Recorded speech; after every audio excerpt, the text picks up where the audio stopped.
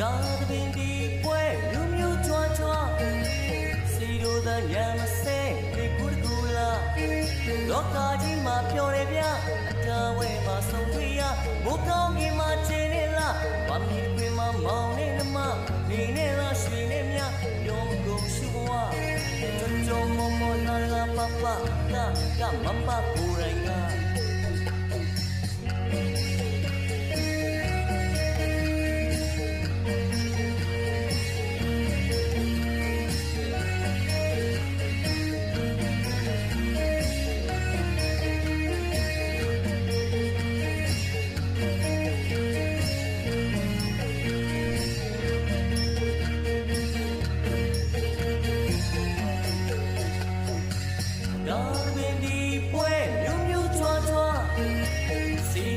ညမစဲဒီကုတကူလာ